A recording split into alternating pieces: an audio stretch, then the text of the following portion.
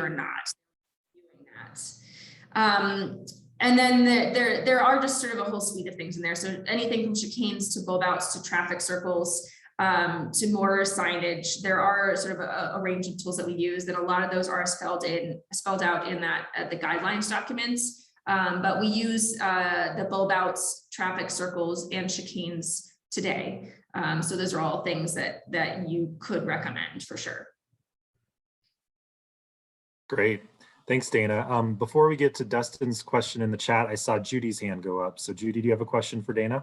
I do. In looking through the preliminary drafts, I noticed bicycle lanes and connections to paths.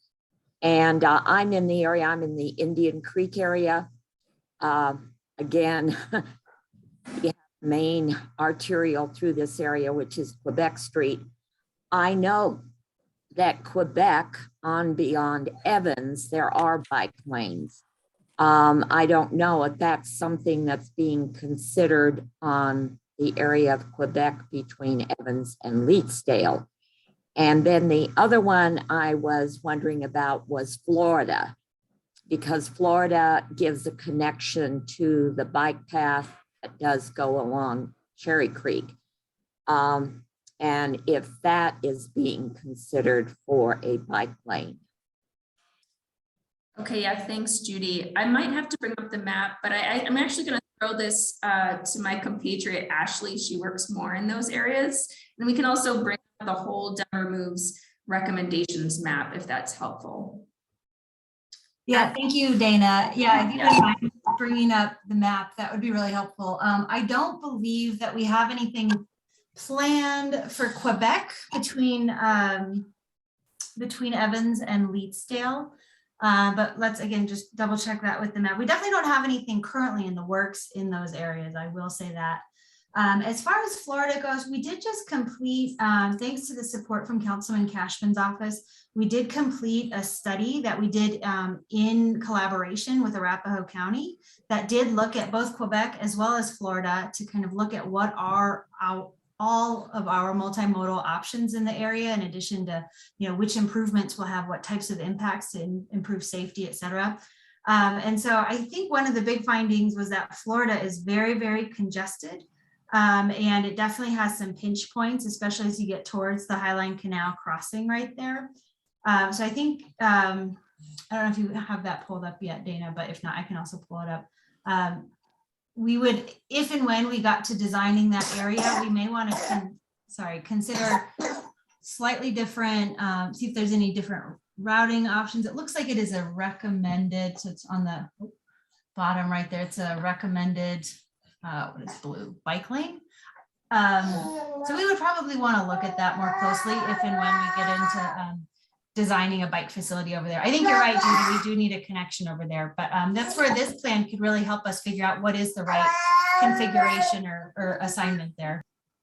Well, If I may, Florida between Quebec Way and Quebec, my complex fronts onto Florida. We have 126 units. We have garages with each one of our units, but I don't have 126 extra parking places on the property, and no way to increase them. And we have units where people have 2 cars, or there may be more than, 3 adults living in a unit. So then you've got 3 cars for that unit. They park on the south side of Florida because the north side of Florida, they've eliminated parking because that is a right or left-hand turn lane onto Quebec. Putting a bike path in there, taking part of the street out might be a little difficult because of the issue with the way the street is. And I might say that half of that street sits in unincorporated Arapahoe County and the other half sits in Denver. As far as Quebec goes, Quebec is a main arterial, but it also serves all the emergency vehicles that go south. We have a large area of assisted living facilities on the other side of Evans, off of Quebec on both sides. And I have ambulances going through here every day, 2 and 3 times a day. And occasionally we have the fire trucks for the first responders. So it is a very busy street. So that's, and I was looking at this because I saw that they were saying, you know, north-south access. And I knew the east-west one on Florida was probably something that might be considered. Anyway, I just wanted to put my 2 cents worth in on that. I hope you can hear me. Yeah, thank you, Judy. And I think as Dana pointed out, this is a great opportunity for us to kind of consider is appropriate. So we can keep this conversation going. Yeah, great. Thank you, Judy, and thank you, Ashley. Along that same vein, since we are kind of talking about specific locations, before I get to Councilman Cashman's question, we did get a question from Dustin, who's curious if you could talk a little bit more about maybe some of the current initiatives in the Southeast area. And he's mentioned specifically Evans Avenue and Yale Avenue. So is there anything kind of currently in the works for both of those arterials? And I think, Ashley, you're going to know more about that too. Yeah, so we do have a number of projects going on in the area. We have Yale improvements right around Holly that we are just starting to move forward in collaboration once again with Arapahoe County due to some fun jurisdictional boundaries right there. So that's in the works as we speak. There's other things, you know, the Yale corridor study was just completed. So we are looking at that. That's another one of those small area plans. And we're looking at what the recommendations are from that plan and seeing what we can start to advance forward. Colorado and Evans, there's a lot of movement, as many on this call are likely familiar with. That's called a transit-oriented development. It's a major focus for the city to really try to enhance development that is very multimodal focused. And there's some bond projects going on in the area. That's part of what's called the University Neighborhoods Safer Streets. I can make sure that there's a link available, and we have some public meetings coming up for that. But otherwise, I think that there's still, you know, room for improvement, especially on Evans. And I think we're really looking forward to the outcome of this plan to see what the community really desires to happen on Evans in the near future. You know, I know the other big change going on there is that Kmart redevelopment, but otherwise no major plans between, I would say, essentially I-25 and Monaco on Evans at this time. Okay, thank you, Ashley. Dustin also notes that the pedestrian crossing just west of I-25 on Yale Avenue was a great upgrade. So kudos to you guys with that. So we've got time for maybe 1 or 2 more questions. Councilman Cashman, you've had your hand up. Go ahead. Yeah, thank you, Jason. For the Dottie team, I had understood that we were beginning to implement speed tables, that 1 or 2 had been created. Tell me more about what Dottie's position is. I think it's an important tool that other cities have employed, and we need to do something more than we've been doing. Yeah, Councilman Cashman, great question. We're all-star still kind of, none have been installed at this time, but there are several, only a few really, a couple handfuls of them that are a part of those neighborhood bikeways that are in our transportation networks that Dana mentioned. So we are piloting a few different traffic calming tools that are new to Denver. And so they are at very specific neighborhood bikeways within our transportation networks. Again, only a small handful of them. And they have been identified and the designs are well underway. I think they're all somewhere between what we would say 60 to 100% design. None have been built at this time. Once they're in the ground, we plan to study them for likely a couple years just to really understand, because, you know, there's been a lot of pushback for a variety of reasons. So we want to make sure we really study these pretty thoroughly and understand what, you know, the right design is for Denver, what streets are most appropriate, et cetera, before we would start to really think about putting these out there more broadly. So that's kind of the latest news I've heard from our traffic engineer team, is that it's going to be just a few corridors. And I think we'll have the list by early 2022 as far as where those will be, but again, it's just a couple. Thank you. I'll continue the discussion offline because it's more broad than just this plan. Sounds good. Great, thanks. And so one maybe final question before we transition over to Kasser. Jared had a question, which I think is actually pretty interesting. He's asking who has oversight of the trails such as Cherry Creek or the Highline Canal? Is that DOTI or more CDOT or kind of a statewide group? Yeah. Oh, sorry, Dana, feel free to jump in. Yeah, it's a good question. And again, it's complicated, right? I was showing you all the overlays of how different things work in the right of way. So typically, actually, a lot of our multi-use paths are operated by the Department of Recreation, our Parks Department, DPR. So Cherry Creek and Highline Canal are largely operated by them. They maintain all the landscaping. They have folks out there making sure the rules are being obeyed. And they have their own set of requirements about what multi-use paths need to look like to meet their standards and requirements. There is, of course, some overlap there. So DOTI is helping fund and overseeing the management of improvements like the underpasses in a couple places along the Highline Canal. So there's definitely overlap about where they're built and how they operate in the right of way. But actually, a lot of the multi-use paths are the really big pathways that crisscross the city are operated by that department. I don't think we have any that are operated by the state, but maybe thinking along like the 36 path along that roadway or along highways, those might be operated by CDOT, but most of them, the larger ones are DPR, and then sort of smaller shared use paths or those super wide sidewalks are operated by our department. So no single clear answer, but yes. And I would add to that, Dana, the fun addition to Highline Canal in particular is that we actually always get to work with Denver Water as well. Any major improvements have to go typically through Denver Water, as they're really the original owners of the Highline Canal. So for instance, the underpasses we've been building, the first effort is to work with Denver Water and make sure we can build what we hope to build there. So just one more fun layer on top of that. Great, thank you both. So given the time, if it's okay with folks, I do want to transition over to Kasser.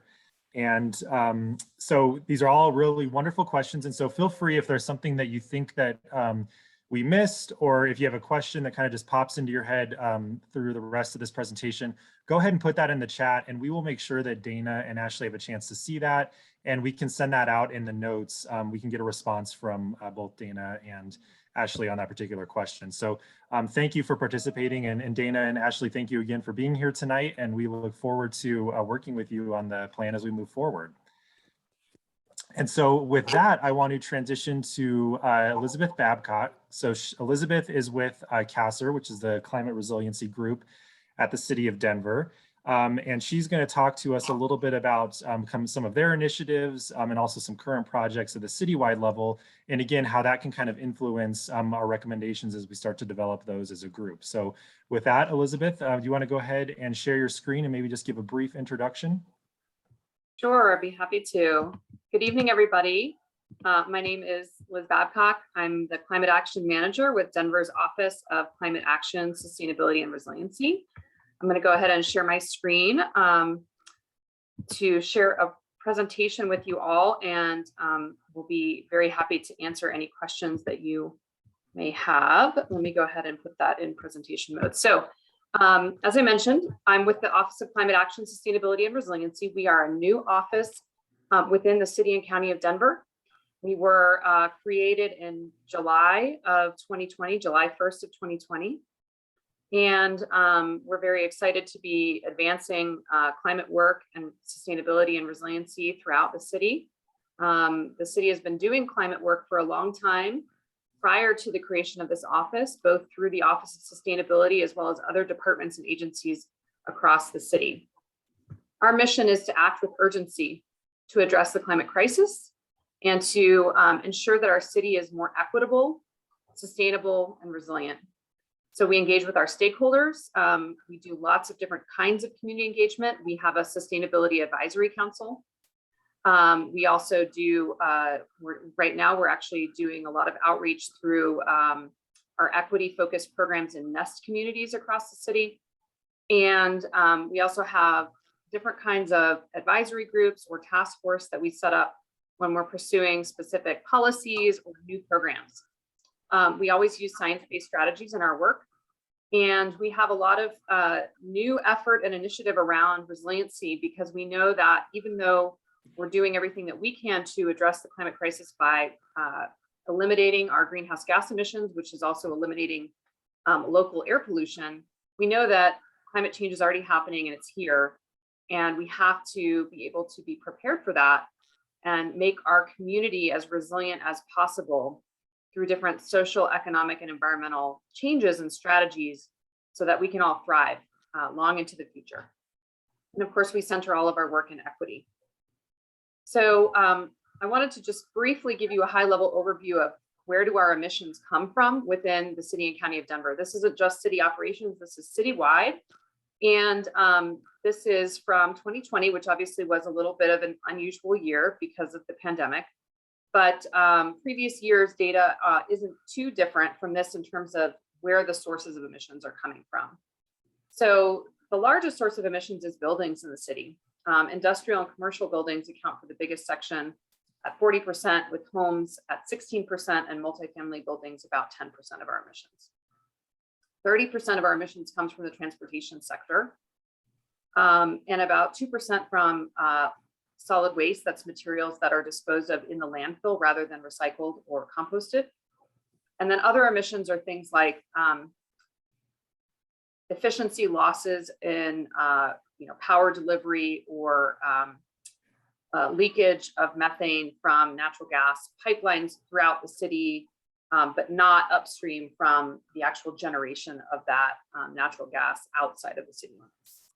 So one thing that we're seeing as a trend is our grid is getting cleaner and cleaner. We have a lot more renewable energy on the grid now than we used to have.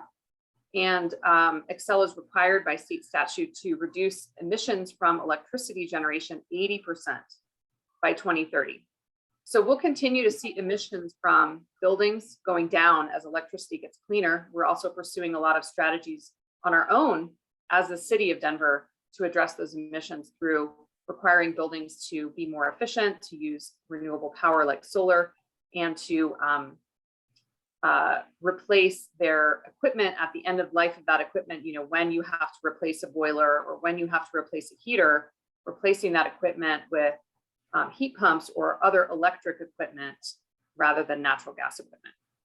So what we're going to see in the future is we're going to see that transportation is going to become more and more the biggest slice of our emissions. And that's already true nationally, that transportation is the largest source of emissions. So that helps kind of ground us in where we're focusing our strategies. And for most cities like Denver, buildings and transportation are the two biggest sources of emissions. And that's where cities can actually do a lot and have a big impact. So that's what we're doing to kind of address on the emission side of things. And of course, all these solutions are not just climate solutions, they're health solutions, they're air quality solutions, because the biggest source of air pollution in our region is also the burning of fossil fuels. And so by addressing climate, you're addressing air pollution, you're addressing health. And so there's multiple benefits to pursuing those climate strategies. So I was also asked today to really talk about how land use and the plan that you're doing in the neighborhood in the near southeast area is going to be impacted by climate change, and what the climate change implications are for our community, and how can we think about that as we're doing. So through Denver's climate adaptation plan, we've identified the top 3 vulnerabilities for our community here in Denver. And the number one vulnerability is most definitely an increase in temperature and urban heat island effect. We're already seeing a lot of increase in high heat days. We also identified an increase in extreme weather events. So that's heat waves, not just a single day of high heat, but heat waves, hail, windstorms, and even extreme cold weather events in the winter time, like a polar vortex. Obviously, this fall has been incredibly unusual. We have the longest period of time without snow ever in Denver. It's been very hot, it's been very dry. So we definitely are expecting more extreme weather events as well. And then finally, reduced snowpack and earlier snowmelt, and that has an impact on water availability in our community. So I'm going to get a little bit more into these vulnerabilities and then talk about some of the work and some of the resources we have to address this. So we're seeing warming both in Denver and the state of Colorado, as well as nationally and globally. Within Denver, the temperature has increased about 1.5 degrees since 1970. And then the state of Colorado, even more so, 2.9 degrees. And that's a little bit lower than the US average warming. So we're definitely seeing a lot of temperature increase here. And this is Fahrenheit. So, you know, we need to be looking at this at a local level, a regional level, a state level, national level, but really locally, this is going to be one of our biggest impacts. This is also data that is specific to Denver. So we're seeing longer periods of 90+ degree days, not just a one-off 90-degree day or a 95-degree day, but longer periods where we're having consecutive days in a row above 90 degrees. So that's you know, a trend that we're starting to see locally here in Denver. Additionally, we're seeing more days above 95 degrees, more extreme heat days.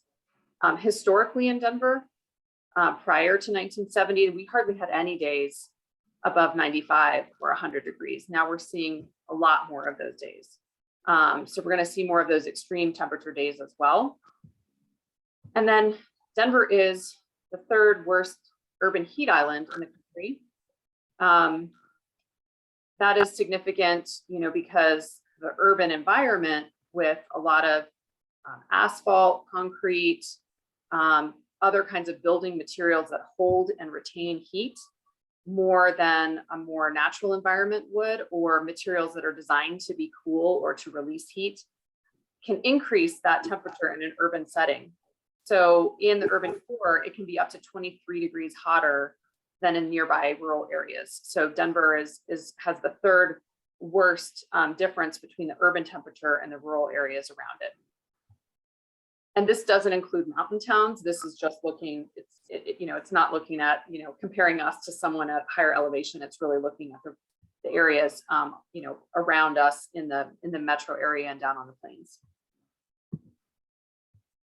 The other impact from this is that as we see more high temperatures, we have more stagnant air. And I mentioned air pollution before. You know, we have significant challenges with air pollution in our region. Ozone in the summer is the primary pollutant of concern. And ozone forms when you have stagnant air and you have a lot of pollutants that are baked by the sun. And that's how ozone forms. And so we're seeing that climate change is having an indirect effect on our air quality, in addition to the direct effect of just burning those fossil fuels and creating that local pollution. We're also having this indirect effect of more high temperatures equals more stagnant air equals more ozone for us in our region.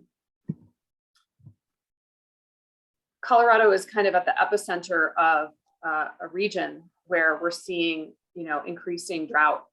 And that's due to both precipitation changes as well as these high temperatures that I've been discussing. So we're seeing low soil moisture, and we're kind of at the epicenter of an area that's projected to have longer and more severe drought periods into the future. I mentioned precipitation and drought. We know that drought years will increase in frequency and severity. There's also increasing variability of precipitation. So sometimes it's uncertain, you know, because we might have, like the 2013 floods, we might have some events where we have a lot of precipitation all at once. And so we have to sort of be planning for these extremes. We're also seeing more precipitation falling as rain rather than snow. And again, we depend on our snowpack for our water. That is our source of water. And so it's more difficult to, you know, it serves as a natural, snowpack serves as a natural storage system. So now we have to think about water conservation as well as alternative ways to store water to use during the driest periods of time. So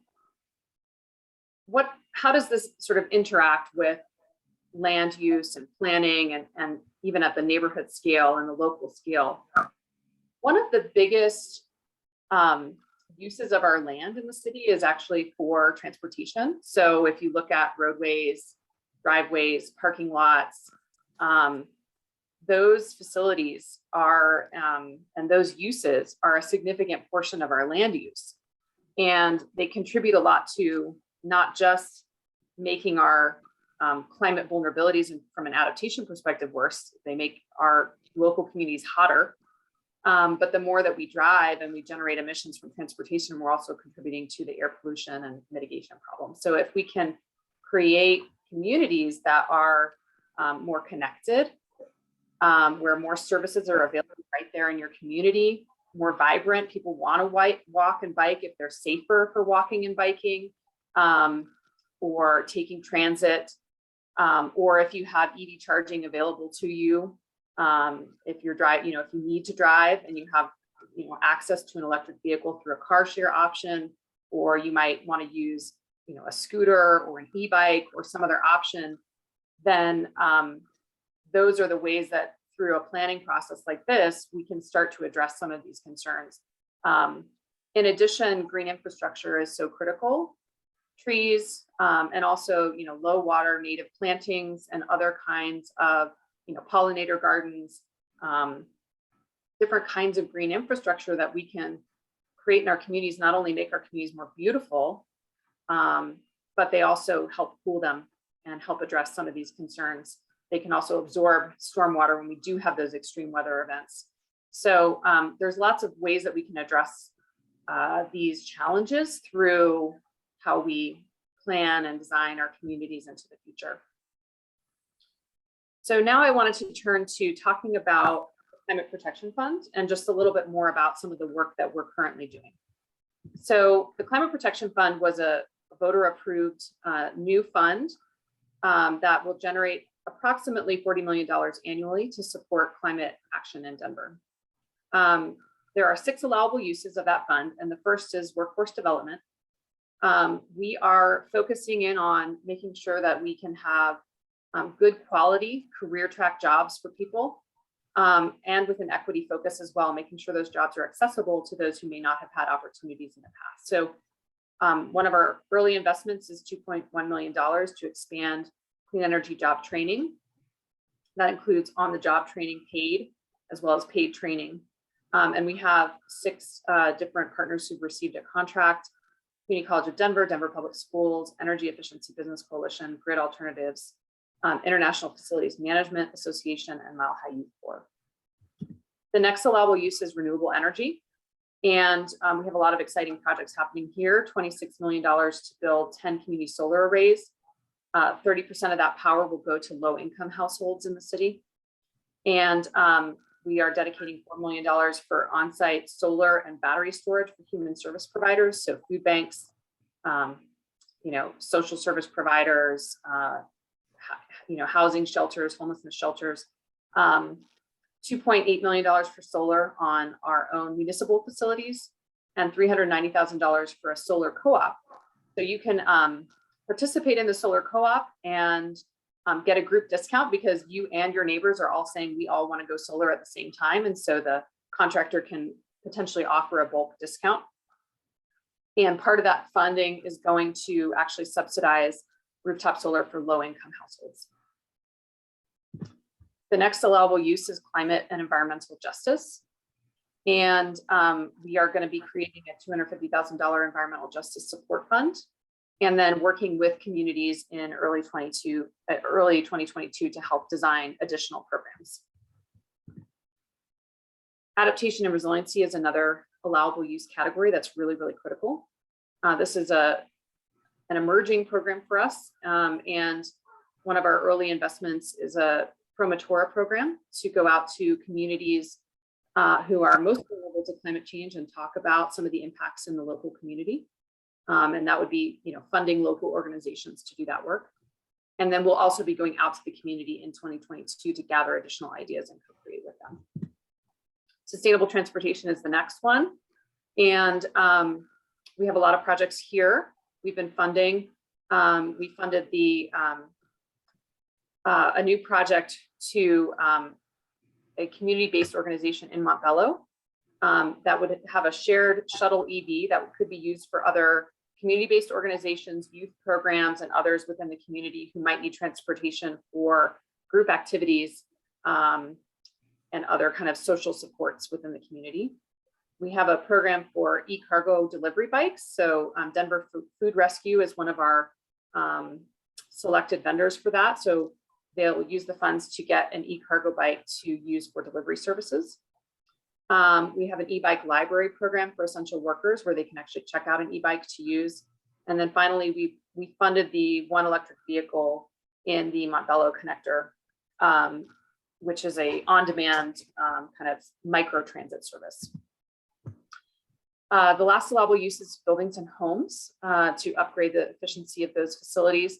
We have dedicated funding for the Forum Apartments, which serves low-income individuals, to convert that entire building from steam, which runs on natural gas, to electric while they're doing a major renovation of that building. And then another $4 million for affordable housing versions to all electric, as well as efficiency.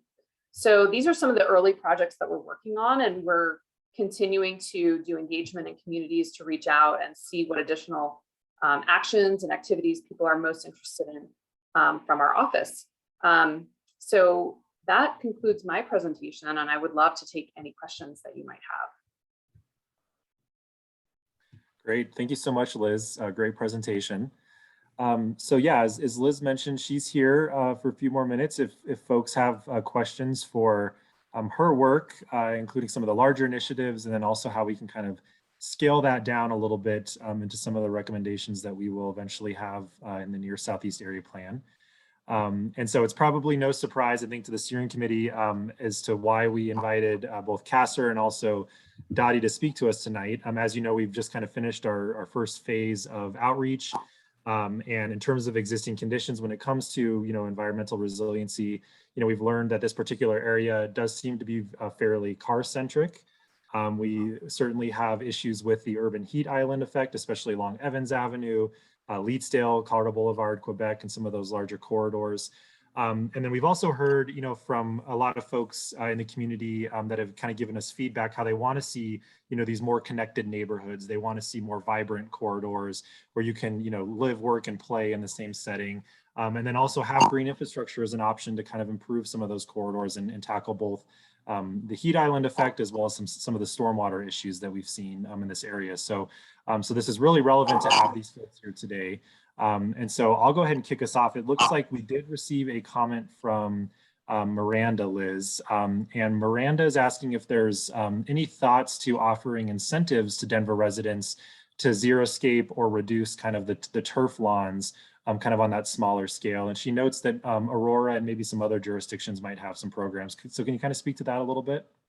Yes, that's a great question. We are looking into those programs, and we've been talking with Denver Water about that as well. So definitely think that water conservation is a really, really important resilient strategy, and expect that we might have more programs like that in the future. Great, thank you. Judy, it looks like you have your hand up.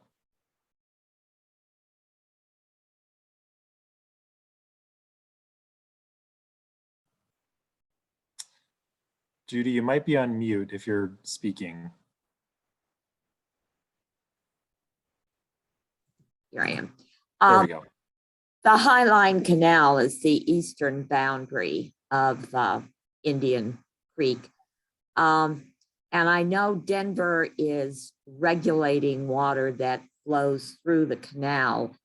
And I think that they're continuing to see that water flows through so that we don't lose that tree canopy that follows along the Highline Canal. It is really a pretty important canal, I think, to Denver, because it runs for a long distance. And so that tree canopy that it affords is really important, I believe.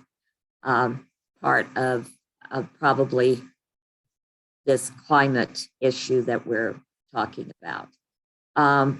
But anyway, I appreciate getting an answer to a question that I've had about how concrete and asphalt affect the changes and the degrees in temperature. So I come from Western Kansas, and I saw what happened to what was a dry climate turned into a higher humidity climate when they started irrigating there and drilling into the Ogallala aquifer. So I watched what happened in Western Kansas. And I also remember when in the 50s, we had a real drought, as I recall, in which we had a dust bowl out there in the 50s. I haven't seen anything that bad since then, but it's a shame that we've been without water now for some time here from snow and rain. So anyway, just some comments. Thank you. Yeah, thank you, Judy. Those were all great points. I'm not as familiar with what agreements might be in place around water flow in the Highline Canal. I believe that Denver Water, which is kind of a separate governmental entity from the city and county of Denver, manages that water. But I would agree with you that, you know, preserving existing tree canopy is really critical. There's also trade-offs between, you know, trees and water in a water constrained future. So I know that our team in the city with, you know, the Office of Forestry and others are really looking at and thinking about what are the appropriate trees for our future climate of hotter and drier.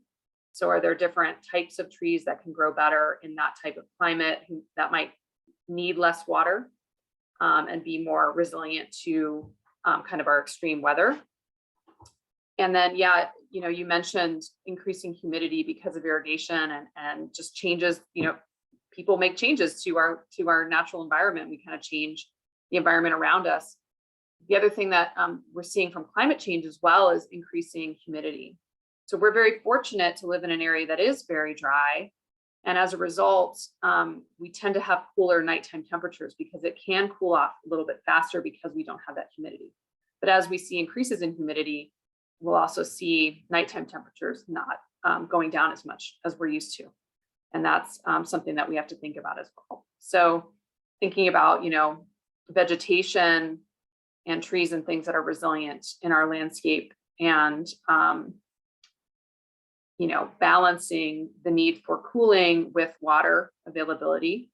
And we can look at cool materials as well. So Denver actually has a requirement that all new buildings 25,000 square feet and larger must have a cool roof. You can't put like a black asphalt roof on a building any longer. And if you're replacing your roof as a larger building, it also has to be a cool roof or a vegetative roof.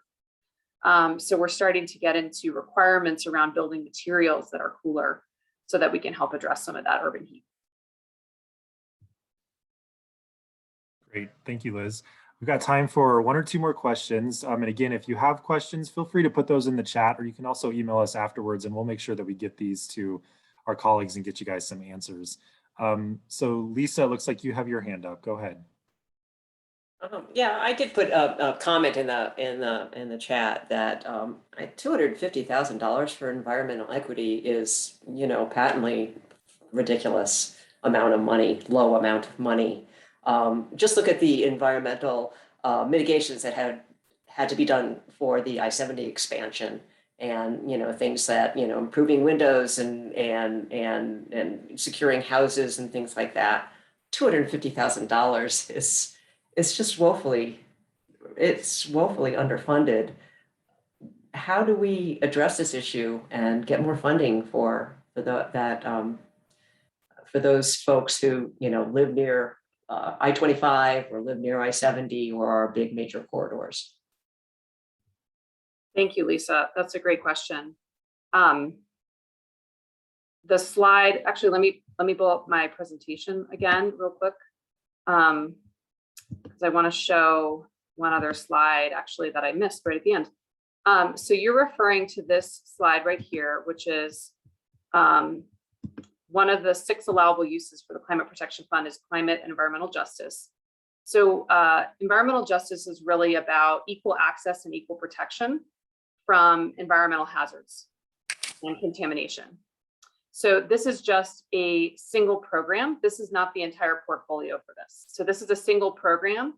It's a brand new thing that we are trying to develop that the city's never done before that would support community-based organizations and environmental justice communities to participate and have full representation and equal representation in regulatory processes and policymaking that would have an impact on local environmental quality and their health. So it might allow a community-based organization to get legal representation at the state, at the Air Quality Control Commission, when they're making a rulemaking on regulating Suncor, for example. So this is just a pilot program. We actually have budgeted several $1 million for this program. So this is just the first kind of initial work in this space. And I completely agree. This is not funding that would cover all the mitigation efforts, right? It wouldn't cover any kind of remediation that would have to be done. This is more about ensuring that communities have an active voice and representation to be able to engage so that they are getting full and equal protection as new rules and regulations are put into place. And we'll be working with communities to develop other ways of serving them and putting additional dollars towards this area. I also wanted to just show this very last slide, this equity mandate slide. So part of the language that created the Climate Protection Fund says that it should, over the long term, endeavor to invest 50% of the funds dedicated directly in the community with a strong lens towards equity, race, and social justice.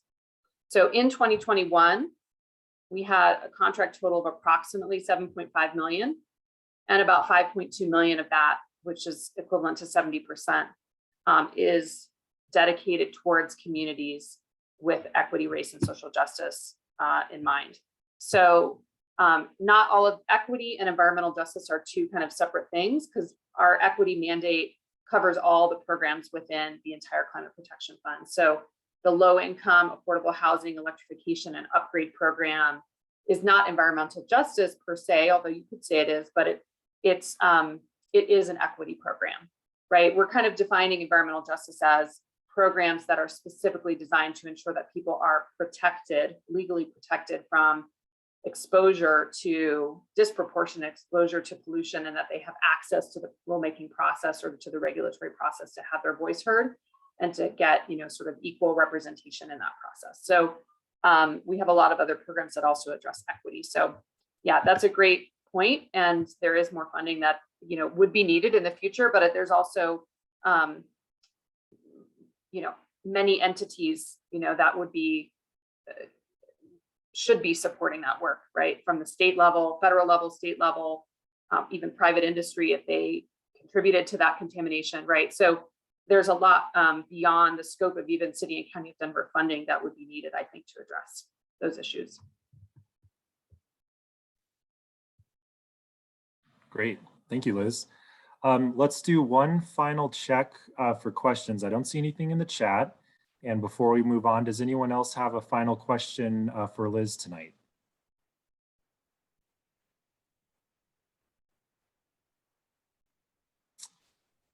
Okay. Well, I'm not seeing anything. So Liz, thank you so much for that presentation and for sticking around to answer questions. And also thank you to Ashley and Dana. I think Dana had to hop off, but I know, speaking on behalf of the project team, we're really excited to be working with these folks, and they're going to be with us every step of the way, which is very encouraging, to make sure that our recommendations are obtainable, and we can help to kind of, infect positive change, I think, within the community, then also kind of at a citywide level. So really excited to be working with everybody, and thank you again for joining us tonight.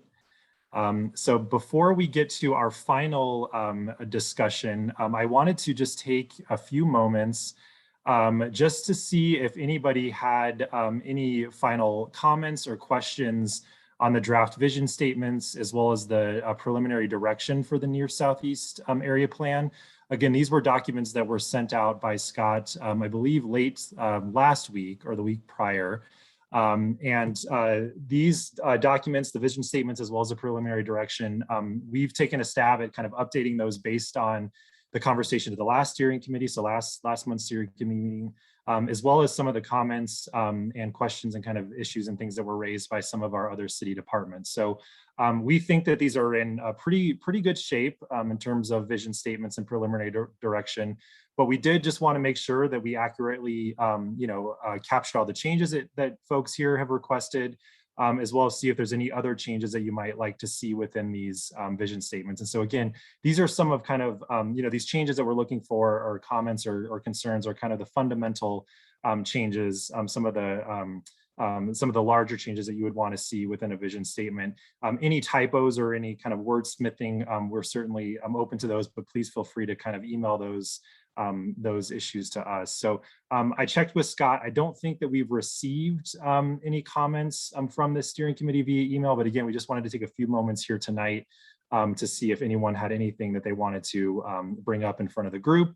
And I'm happy to share those vision elements with you. So with that, are there any other comments, any kind of final comments that folks have on the vision statements or the preliminary direction that we shared with you last month?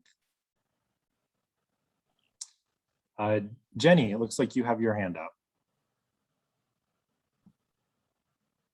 Yeah, so there was one thing on the vision statement under land use and built form. There are new housing options, in the corridors near the Colorado and Yale transit stations, providing a mix of affordable. Anyway, that area where it mentions Colorado and Yale transit stations. The Yale transit station, I think the areas around the Yale transit station that are in Denver County are all single family zoned. So anyway, I wasn't sure if we needed to take a closer look at putting Yale station in that qualifier instead of just leaving it just Colorado station, if that makes sense.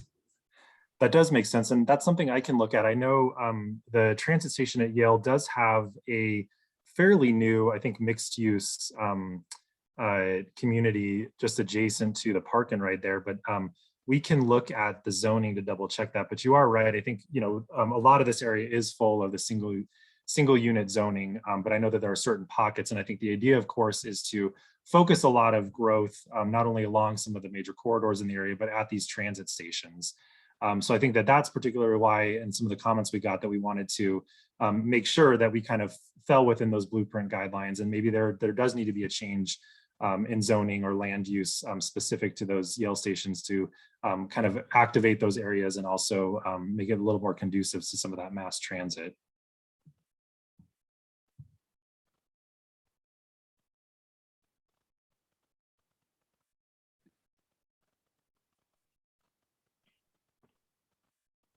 Hey, Jason, this is Miranda Meadow. Curious why the goal is 2040. Is that typical just because the comprehensive plan is 2040 or? Yeah, good question. So typically these visionary documents, these area plans have kind of this 20-year vision. Okay. And so that's why we're looking at the year 2040. Got it. Okay, thank you. Yeah, great question though. Councilman Cashman, I believe you have your hand up. Yeah, thank you, Jason. In several areas in the vision statement, you list, I think it's the Colorado Boulevard and Evans and maybe Quebec. But I think if you're going to list our major corridors, I think it's important that you be more inclusive. I noticed that Holly is left out almost completely. And Holly is a residential and commercial strip that's growing at Florida. It has a retail strip. We'll have a couple of hundred new homes just north of Evans. And I think that one especially needs to be sure to get plenty of attention in this plan. So I think if you're going to call out our major corridors, either don't specify any or include all of them. It's only 5 or 6. Great, good feedback. Yeah, it's that's definitely been a balance that we've tried to achieve. I think actually at the beginning when we brought these vision statements to the steering committee, we weren't very inclusive. And I think a lot of the feedback was, to list more and specifically focus on some of those major corridors. But yeah, we can certainly look for areas where, we might need to add in some of those smaller kind of collector streets. It's not to say that, those collector streets like Holly or Florida or others won't have recommendations or treatment prescribed for them, but we can certainly take a look at that and make sure that we, if we are going to list some of those major arterials, that maybe there is an opportunity to kind of add in some collectors as well. Yeah, I just don't want people reading it and think you're leaving out one that's important to them. Under housing and economy, the phrase that talks about a quality education being available in the area, to me, quality education implies high school and college. I don't think that's what was meant to be said. Just wanting to clarify that, and my thought would be to just change it to some sort of that there are educational opportunities available. So that was just something that caught my mind there. And Okay. I had something real quick on the existing land use numbers under preliminary direction. Do you still have, yeah, those first 2 bullet points don't seem to make sense to me. They don't seem to jibe with the numbers, under existing conditions under land use. Okay, I can take a look at that. So I know that we pulled a lot of this data from the briefing book. So this was from our kind of our GIS data that's maintained at the citywide level. I will double check that though. I know that Scott put together these land use existing conditions, so I'll just check with him and then Libby and I can follow up. Thank you. And I guess a general question, how are architectural styles in the study area not reinforced by existing zoning? What's that meant to indicate? Also under existing land use. I can find that.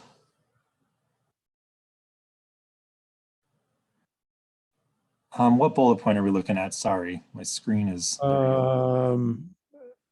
Let's see here.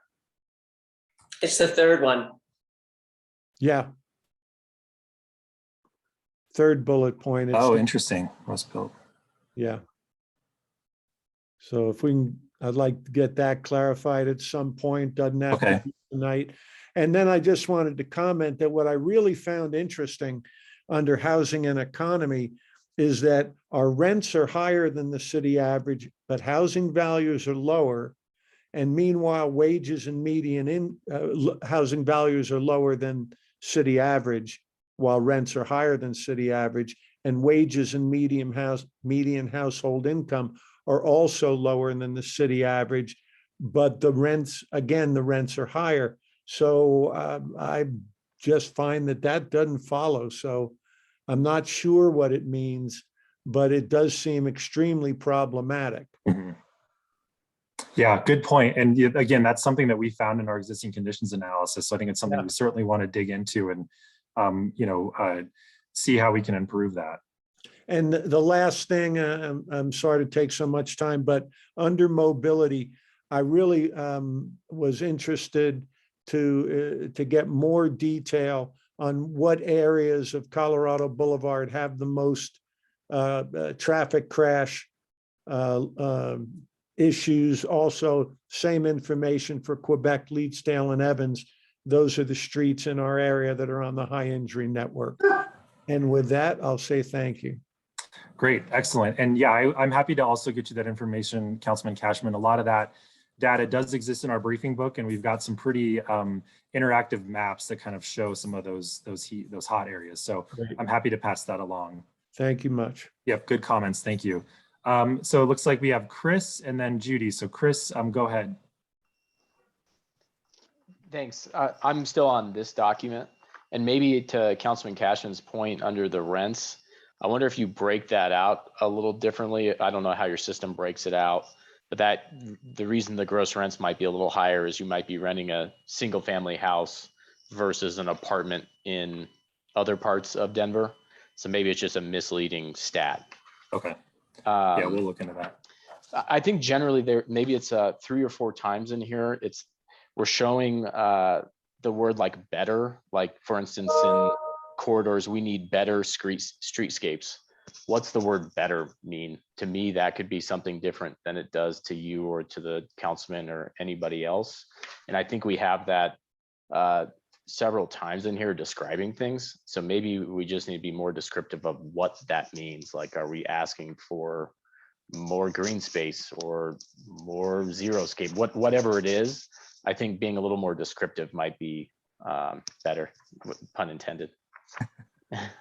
Yeah, good comment. And I will just say to that point, and I believe, are you speaking about the vision statements or the preliminary direction, just to clarify? Preliminary direction.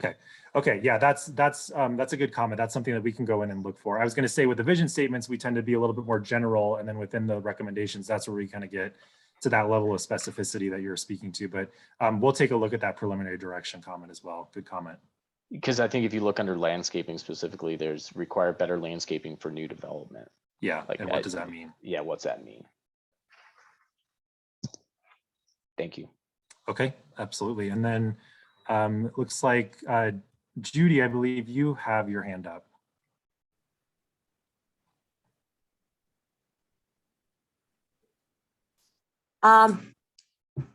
And maybe this question was asked before, but are you including in your numbers here those pockets of unincorporated Arapahoe County that sit in this area that are surrounded by Denver? So I might ask you to clarify which numbers you're looking at. I will say that the numbers that you see within the preliminary direction, that's based on City of Denver data. So that can be a little misleading when I'm sitting here across the street from my complex, one that's in unincorporated Arapahoe County that probably has close to 200 units in that one area. And there's more being built here surrounded by Denver in this particular area, and it's multifamily.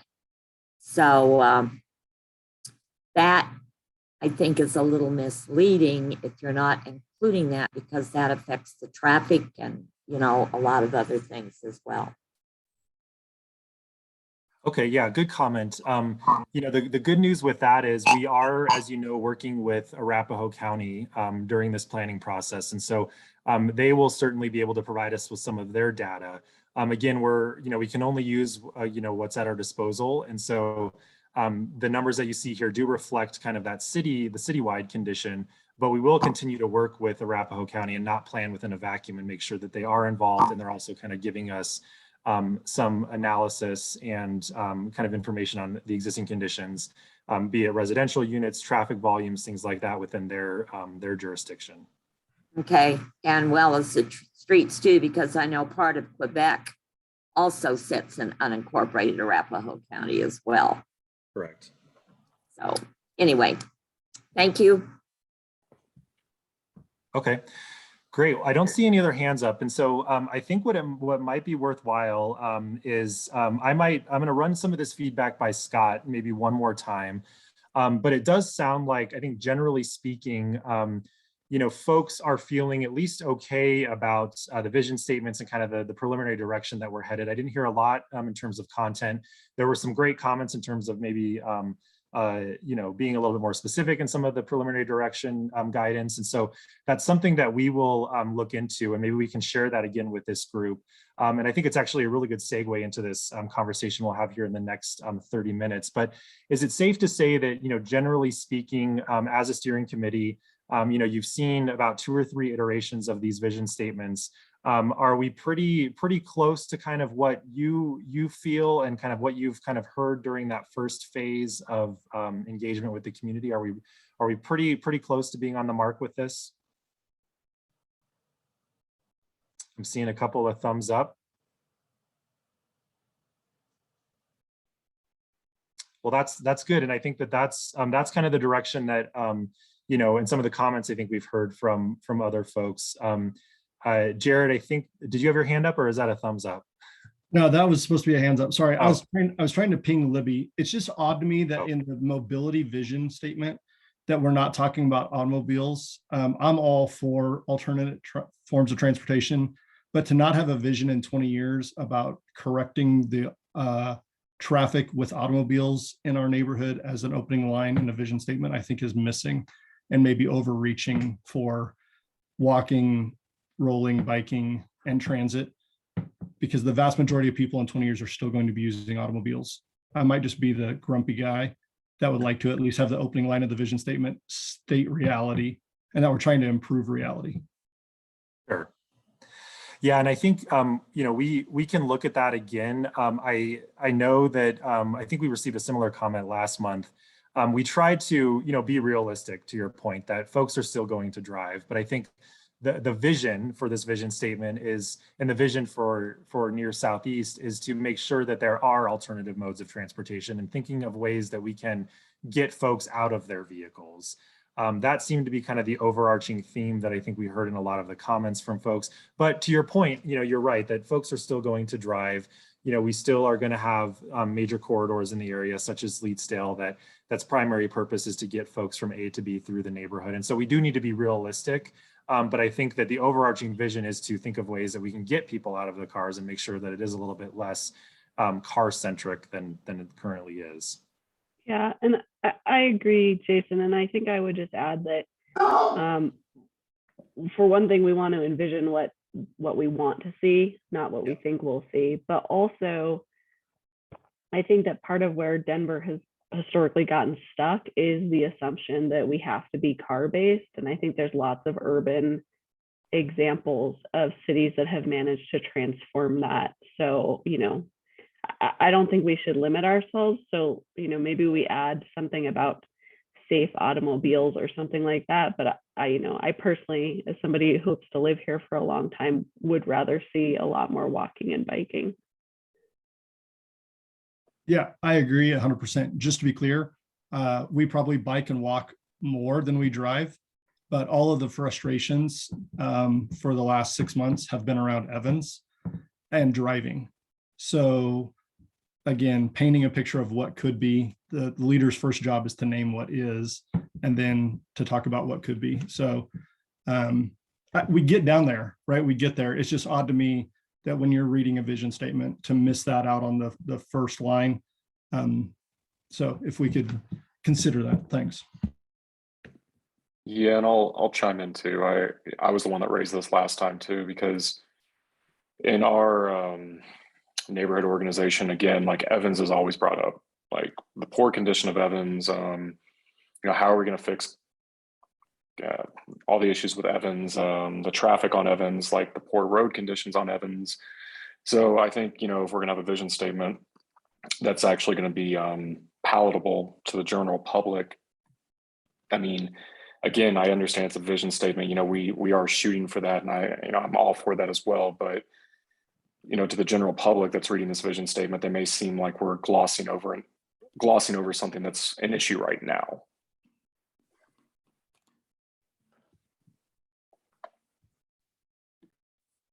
Yeah, I think that's a fair comment. So I think what we can do is, you know, we can see if we can still kind of achieve that balance of, you know, again, that this aspiration to get folks out of their vehicles, but also be a little bit more realistic. And, you know, we did try to achieve that a little bit with the last statement, you know, kind of separating the corridors. So Evans Avenue kind of being more this vibrant, inviting atmosphere, whereas again, Leetsdale Drive does continue to provide those vital connections for folks that are using vehicles and then also alternative modes of transportation. But we'll see if we can kind of take a look at this maybe one more time and run this by you folks prior to sending this out to the community is still kind of in draft form to kind of get some way in there and some buy-in there.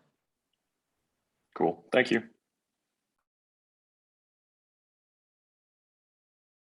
Okay, I don't see any other hands up. It does seem, I think Miranda and others have said that they still want to maybe look at this, which is fine. So feel free to take a look at kind of these current drafts. Email Scott and I any additional comments or questions that you might have, or concerns on some of these vision statements. And I think it's worth running this by you maybe one more time, whether it's via email or at our January meeting, just to kind of get additional sign off and comments from you folks before we send these to the larger community. So, so thank you for that feedback. Thank you for folks that have already given us a little bit of feedback. And with that, again, I do think it's a pretty nice segue into our last topic of tonight. And I want to apologize to Eric and Blake. We only have about 30 minutes left here, but I think it was important to kind of get some of those comments heard. So as we kind of get into more detail, we are seeking, I guess, more direction on some of the preliminary direction, I guess, that you've given us. You know, this is kind of a discussion that we wanted to use on some of the topics and locations that have already been identified as maybe prime opportunities, whether it's mobility, green infrastructure, land use. We talked a little bit about the urban heat island effect already today. So really kind of using those topics and locations to take a little bit of a deeper dive into kind of what we should be looking at and what should be included in the area plan. And so I mentioned at the beginning of this meeting, I'm really excited that we have Eric Bosman and Blake Young here. They are with Kimley Horn, who is serving as our consultants on this near Southeast area plan. And with that, I do again apologize, Blake and Eric, that we don't have a lot of time here, but I wanted you to introduce yourselves and then maybe lead us in on that discussion if you wouldn't mind. So go ahead. Absolutely. Happy to do it, Jason. And thank you everyone for letting us join you on this journey. Blake and I and our Kimley Horn team are excited to be part of this process and to help continue to work with you to facilitate your vision and put it into some plans and action items that the city can move forward on. Just so that you have an idea of our whole team. So Blake and I are with Kimley Horn. We are the lead consultant for this neighborhood planning initiative, but we also have a team of partners who are working with us. So over the course of the next several months, you're going to see our partners from OTEC, Peter Park, Root Policy Research, Meta Urban Design, GBSM, and NHN Consulting. So that's our complete set of collaborators. So what we're doing is bringing to you not only the planning and infrastructure experience of Kimley Horn, but transportation, policy, land use, community engagement, expertise, to help partner with you to help continue to clarify your vision for the community and then put that vision into plans and actions. And as Jason said, you know, what our role is right now is we're going back through and finalizing the documentation of the existing conditions, but you all have put a lot of time the last couple of months into reviewing existing conditions and developing this vision.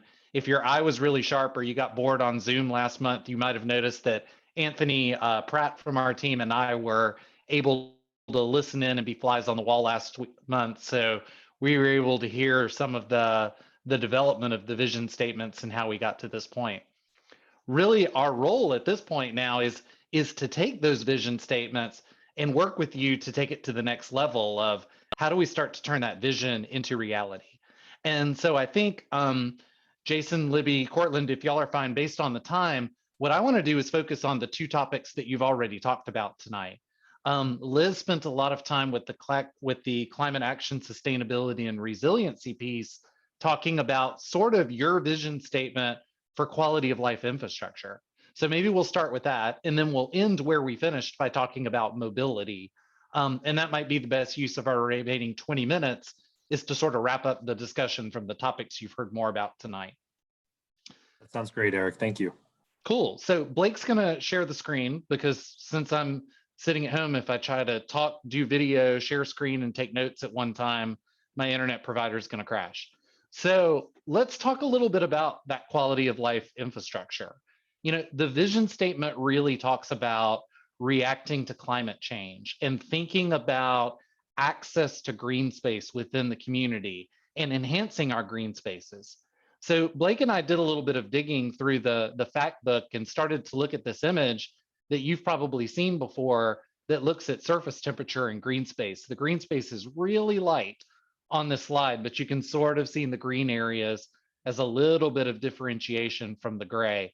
But as Jason was referring to earlier, you really see that sort of heat island effect of the urban environment along the major corridors where we have those office and commercial and retail areas. And then if Blake clicks one more time, we're sort of comparing that and contrasting that also against sort of utility usage and the utility footprint within our neighborhoods. So maybe one of the ways to start is, in terms of your vision for quality of life infrastructure, let's focus on the positive first. What are the things that are working really well and moving the right direction in near Southeast?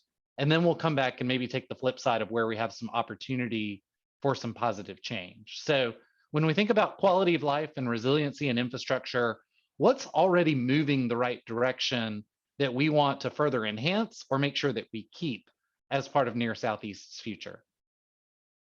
And you can raise your hand, you can jump in, or you can type things into the chat, whatever's easiest. Great, thanks, Miranda. So park and trail access. What else is already moving in the right direction?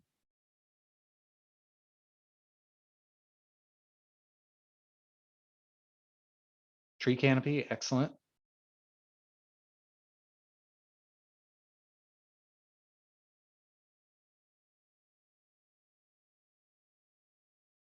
Oh, great. Okay, so some of the active equipment at Bible Park.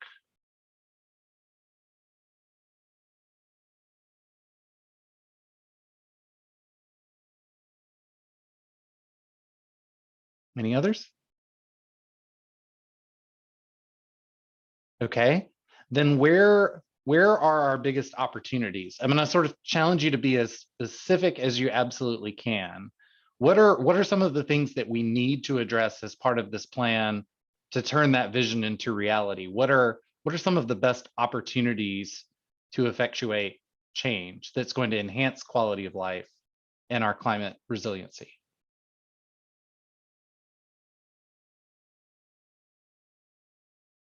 Okay, so walkability, access to transit, and a better transit system to access. Yeah, Liz had some great comments about, if we can make it walkable to get to transit and the transit is effective, we can offset the footprint of our automobiles. Appropriate vegetation, great. Dustin got you for the doubling down on the sidewalks. Oh, nighttime lighting. That's a great point, Miranda. So not only that folks can do it during the daytime, but it's safe to do so in the evenings as well.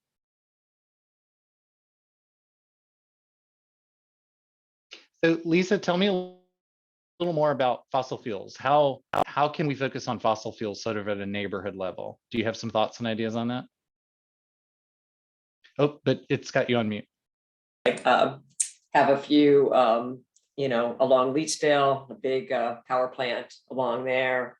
Maybe it could be transitioned into a different facility. I think, who was it who posted on the last, when we were talking about an initiative in, I think it was Perth, Australia, about neighborhood generation of solar. Basically, they're the grid instead of having the Excel power plants and things like that. So moving more to the neighborhood production of, we have lots of roof space, we have lots of commercial development.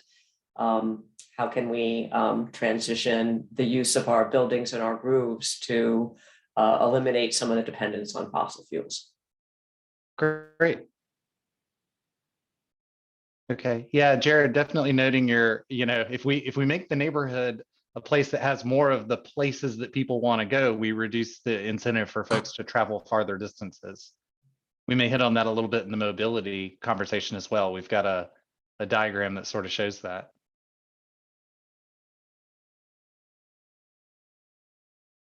Okay, corridor crossings.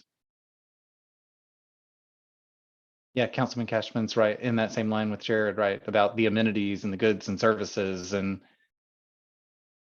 okay, economically diverse housing. Great. Any other major opportunities? Again, this is all about how do we take that vision statement now and then bring it to brass tacks? What are the things we really focus on? Okay.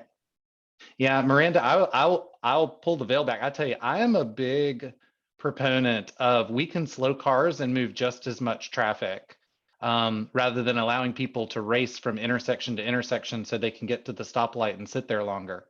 I'm a big believer in we can reshape our corridors to make them more humane without damaging vehicle throughput. We can actually do both. Thank you, Councilman.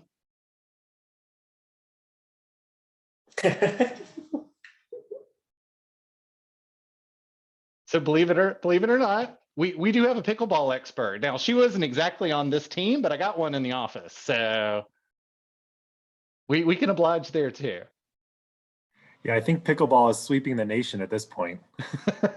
Isn't there one in Eisenhower Park? I think that's out of our study area, but I think I've seen people play pickleball in Eisenhower Park. There is, yes. We have some parks where we've striped pickleball onto basketball courts. And it creates a generational battle of who's going to take over the court.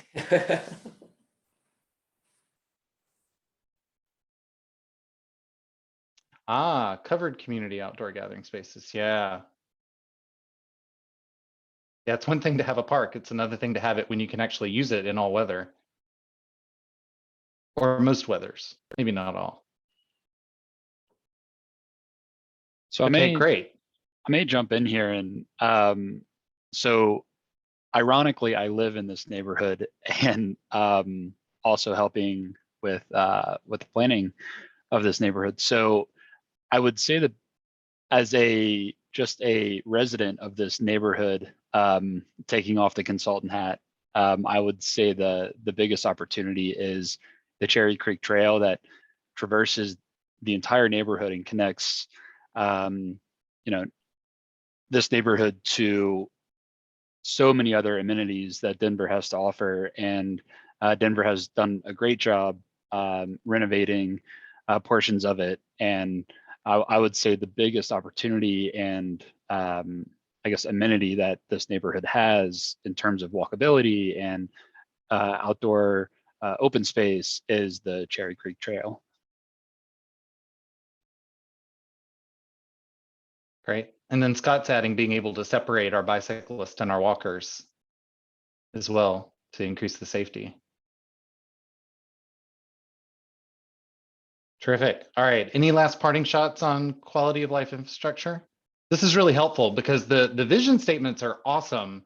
There's a lot of stuff in there. So, as we were listening last month, we were starting, our wheels were turning about, okay, now how do we start to take these words and focus in on the places and the items where we can really make a difference?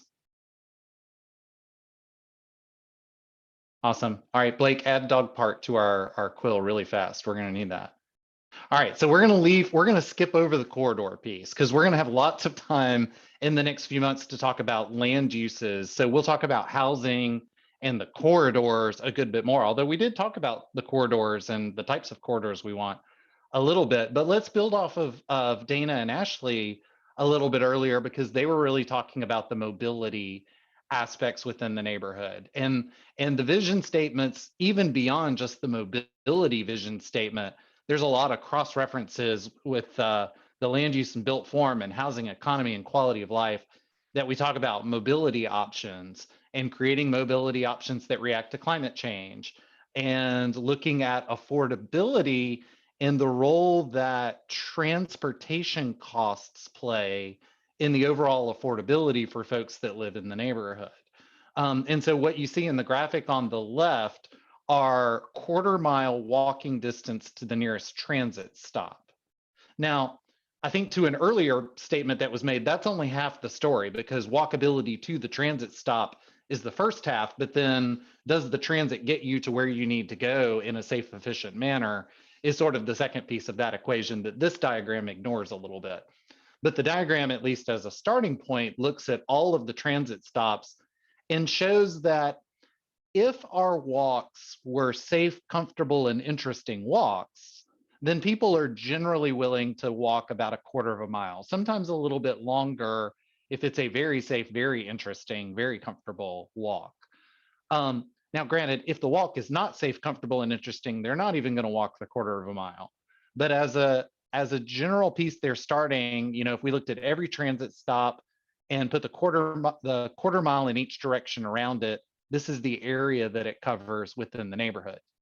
But then we can also contrast that. So Blake, click one more time, with automobile ownership within the neighborhood. And so this map on the right now, the darker colors show 2.2 to 2.7 automobiles per household versus the light green that is 0.8 to about 1.4 or 1.6 automobiles per household. So you can see sort of the concentration of automobiles in contrast to that of access to transit. And of course, those are inverse images of each other, as you might expect them to be, but also along the creek, you know, folks really have the ability to do both.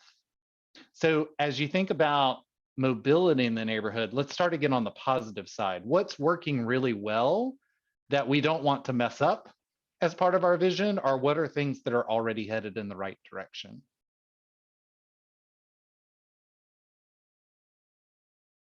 And Jared, yeah, I mean, Holly Street right down the middle, right?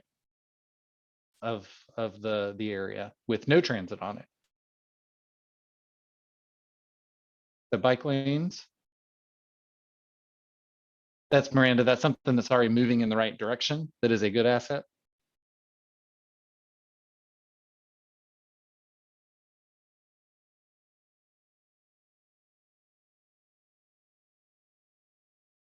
Dedicated bus lanes, great, yeah.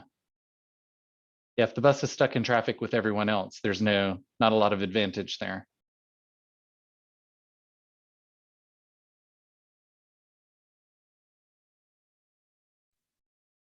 Eric, I'll jump in here. One thing that we heard time and time again from the steering committee and also the community is just kind of the close proximity of this study area to other larger centers like Cherry Creek and downtown, and just kind of how easy it is to kind of navigate into some of those other areas. Great. Yeah, Dustin, go ahead. This was too hard to type, but last time I looked to getting the train to downtown, it was going to be like a 45-minute train ride to the city when it's maybe a 20-minute drive. So time is important, right? Don't want to spend an hour and a half just to go to the city. So if there's a way to improve the mass transit systems, more expresses or whatever that might be. Excellent, thank you. What else? What are some of our other best opportunities to improve and enhance mobility?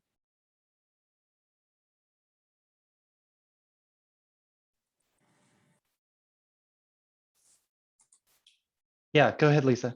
So, you know, there are probably just innovations that are going to be coming down, you know, e-bikes and other forms of that actually might get people to transit centers a little bit more easily.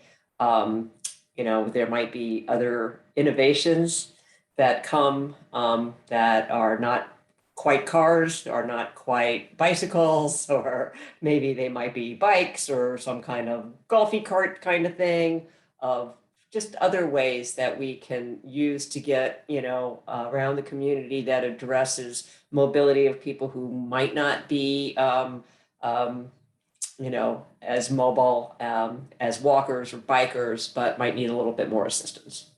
Great. Yeah, and you know, Lisa, I think our experience has been our policies have a hard time keeping up with the technology, right? I mean, even when the technology is available and useful sometimes, from all those policy directives, we don't know how to deal with them yet. So we've got to be forward thinking about what some of those might be and how we adapt more quickly. Yeah, especially with those kind of vehicles, because, you know, when the scooters first came out, there was a lot of conflict. I worked downtown at the time. It was before I was retired. And, you know, there just there's not proper corridors for some of these things that might be coming down the pike that might relieve some of the congestion and the use of cars and that allow people to move that, you know, aren't necessarily walkers or bikers or that sort of self-propelled type of movement. Great. Spencer, I would love if you would say a little bit more about the sidewalk widths, because that's a great little detail about having the right width for the right application. What did you specifically have in mind there? Just for me, it's like, you know, I go walking my dog, I go walking with my girlfriend, and you know, when I'm walking with my girlfriend, I mean, we can't even walk side by side going down pretty much any of the neighborhoods in Virginia Village. So it's, you know, just one of those things where maybe, you know, back in the day they were appropriate, but nowadays they're just not. They seem inadequate at best. Okay. Yeah, so we may talk a lot in the coming months about sort of making good choices with our right of way and how we right size some of those amenities, right? Because I'm sort of with you. Sidewalk widths have got to be appropriate to sort of the land use and the priority or the hierarchy that they have with the roadway, if they're going to be sufficient. Yeah, and we've had individuals in our R&O who are you know, handicapped, maybe sight limited or something like that, and they've said, you know, it's also a burden for them. Okay. All right. Yeah, I got it, Miranda. Street diets might be in order. Lisa, go ahead. But back to the sidewalks. I'm just curious, how is it normal or is it common, you know, in cities among America that that the sidewalks are not only to be maintained, meaning snow removal, but actually repaired by the fronting property? Because this seems to be a really large problem because our sidewalks there's so lack of connections, lack of width. I know that our area has done a lot of work on handicapped on both Jewel and Florida have gone and done pans for the handicapped, and I do see some improvements. But how can we really expect, you know, our city or even our 5 mile square area to be connected by sidewalks when we're relying on private money, basically? Yeah, no, it's a difficult challenge. I mean, but I would tell you, no, it's not super abnormal for the adjacent property owner to be responsible for the maintenance and the care.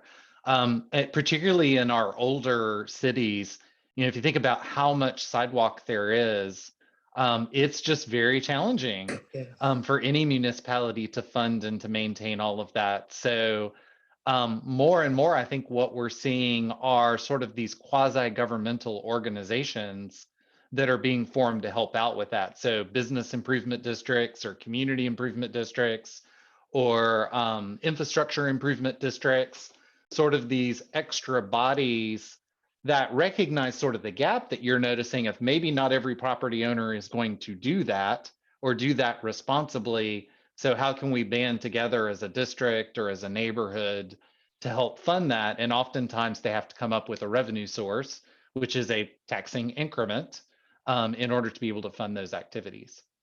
But it's a matter of considering what exactly is the right of way. We don't seem to have a limit of funds to do I-70s and expand our arterials, you know, 8 lanes each way on I-25. We pay through that through federal funds and bond issues and things like that. I think there's a fundamental problem when we're talking about mobility and we don't consider the sidewalk as part of the right of way, as a part of an expense of the commons, so to speak. Okay. And that's what I think we have a problem with. Okay. Councilman? Yeah, I just wanted to throw in, we're working with Dottie right now on a program that will start shifting that burden away from the homeowner. Should start next spring. I will send you a more detailed response, Lisa. Cool. Yeah, lots of good comments in the chat. We're at time, so I'm not going to try to go back and read all of them, but we're going to save them and go through them. Jared, I like your notion about educating folks about connectivity for all of the modes, not just cars. Because yeah, Waze and Google Maps are great if you're in your car, but maybe not so much if you're on your bike or on foot. Awesome. So this is helpful. I mean, this is just a first blush. Again, what our team is doing is digging into the data a little bit more. And then ultimately, as Jason talked about earlier with the vision statements, when we're ready to roll those out, really the next two steps that are going to be really important is sort of the community work session, taking all of this work and all these discussions that you all have had as a steering committee, but starting to engage the larger community. I think we expect that's going to be after the holidays so that we can build off of the momentum of that and keep things going through early 2022 and get folks engaged in the conversation. The other thing I know that's been brought up before, but we would ask you to continue to think about is as part of this project, we're going to have some community-based community navigators. Some of you all or your colleagues or your neighbors who will become part of the team and help us get the word out and meet with neighbors and keep this conversation going on a weekly and daily basis. Getting the momentum going is such a big piece of this effort. You all have done a lot of homework, but once we get the community's attention, folks will stay engaged with us for a couple of months or a couple of meetings. And when they don't see things happening right away, their interest is going to decline a little bit. So we need to capitalize on the momentum in early 2022 and make sure that we're continuing to get the word out so we can get as many folks to the table, as many different ideas and perspectives, not only so that we can learn everything that we need to, but we can come up with as many of the right solutions as possible to help get your neighborhood aligned with your vision and get it into plans and actions. So Jason, you want to wrap us up from there? Yeah, great. So well said, Eric. I think it's a very good reminder to us that, you know, we've done I think a very good job of getting folks to the table initially, but as Eric mentioned, we want to keep up that momentum, and we also want to continue to pay attention to folks that aren't at the table, especially as we kind of start this phase 2 of engagement that we've talked about. So so I appreciate, you know, everyone continuing to meet us here on Tuesday nights once a month. And just continue to talk to your neighbors and continue to get them engaged. We know that the holidays can be tough to kind of get folks together, and we don't want to lose that momentum. So we're really excited to continue this work with you in January. And on that note, our next steering committee meeting is January 12th, and we will be sending out an agenda to you all prior to that meeting. And in the meantime, I will also circle back with Scott. I think that we did receive some really good comments on the preliminary direction document that we had in front of you, as well as the vision statements. And I think it's worth just kind of revisiting those just maybe one more time, just making sure that we've captured all the comments that we have here in the chat and we also heard verbally. And so I think that that's something that we can email out to you, although it seems like we are headed in a very good direction and we are really close, which is great news there. And so with that, I do know that we are about 4 minutes over. And so again, just wanted to thank everyone for joining us this evening. And hopefully you found tonight's discussion especially informative. You got to meet our consultants, and we're really excited to work with Eric and Blake. And then of course, our colleagues within other departments. And so with that, I can let you all go. I did see Councilman Cashman, you have your hand up. Is that a new comment, or, oh, he's waving me on. So we're good to go. So with that, again, thank you, everyone. I wanted to wish you a very happy holiday season. Thank you again for joining us this evening. And we very much look forward to continuing the conversation in January. Thanks, everybody.